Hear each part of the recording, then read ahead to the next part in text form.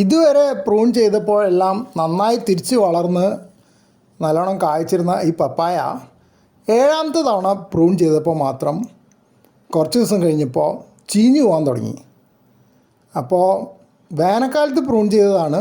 വേനലിൻ്റെ അവസാനത്തിൽ മഴ പെട്ടെന്ന് തുടങ്ങിയപ്പോൾ ആ പ്രൂൺ ചെയ്ത ഭാഗത്ത് വെള്ളം ഇറങ്ങി കാണണം.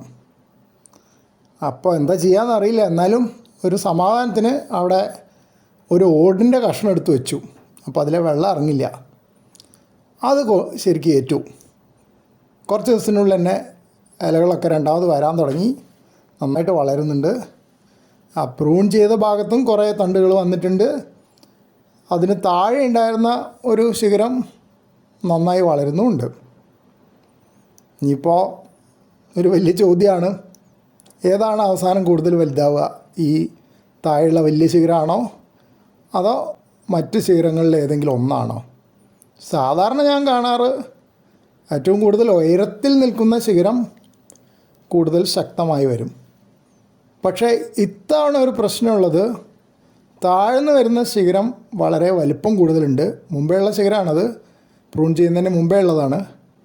പിന്നെ തത്വത്തിൽ നോക്കിയാൽ അതിൻ്റെ തല മറ്റേ ശിഖരങ്ങളെക്കാട്ട് കുറച്ച് മുകളിലായിട്ട് കാണാം. അപ്പോൾ ഇത്തവണ സാധാരണ നിയമത്തിനെതിരായിട്ട് ചിലപ്പോൾ ഈ ശിഖരം തന്നെ വളർന്നു വരാം.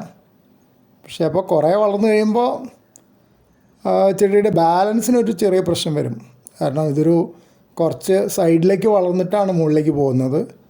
താഴ്ത്തടിയെക്കാട്ടും വ്യത്യാസമുണ്ട്. അപ്പോൾ അങ്ങനെ ഒരു ശിഖരം വന്നാൽ കാറ്റിലും മഴയിലൊക്കെ ഒടിഞ്ഞു വീഴാൻ സാധ്യതയുണ്ട്. പക്ഷേ പിന്നെ ഇടയ്ക്കിടയ്ക്ക് നിർബന്ധമായിട്ട് പ്രൂൺ ചെയ്യേണ്ടി വരുന്ന ചെടി ആയതുകൊണ്ട് അങ്ങനെ ഉണ്ടാവില്ല എന്ന് വിചാരിക്കുന്നു. കാരണം മതിലിൻ്റെ മേലെ പോയി കഴിഞ്ഞാൽ പ്രൂൺ ചെയ്യേണ്ടി വരും. അല്ലെങ്കിൽ അടുത്ത വീട്ടിലേക്ക് ഇലയും മറിഞ്ഞു വീഴലൊക്കെ ഉണ്ടാവും. അപ്പോൾ അതുകൊണ്ടാണ് ഈ ക്രമമായിട്ട് പ്രൂൺ ചെയ്യേണ്ടി വരുന്നത്. പിന്നെ വേറൊരു കാരണം പ്രൂൺ ചെയ്യാൻ ഞാൻ പൊതുവേ കണ്ടിരിക്കുന്നത്, പപ്പായ വളരെ ഉയർത്തി പോയാൽ ചിലപ്പോഴൊക്കെ പപ്പായകളൊക്കെ അടക്കേര വലുപ്പമാവാറുണ്ട്. ഒരുപക്ഷെ അത്ര ഉയരത്തിലേക്ക് അതിൻ്റെ പോഷകങ്ങൾ എത്തിക്കാൻ മരത്തിന് ബുദ്ധിമുട്ടായതുകൊണ്ടാണോ എന്നറിയില്ല. ഏതായാലും ഞാൻ ഇത്രയധികം പ്രൂൺ ചെയ്ത പപ്പായ വേറെ ഇല്ല. വേറൊരു സ്ഥലത്തെ പറമ്പിൽ 2 പ്രാവശ്യം പ്രൂൺ ചെയ്ത ചെടികളൊക്കെ ഉണ്ട്. പക്ഷേ ഇത് മാത്രം പലതവണ പ്രൂൺ ചെയ്തിട്ടും ഇപ്പോൾ 7ാം തവണയും രക്ഷപ്പെട്ട് വരുന്നുണ്ട്.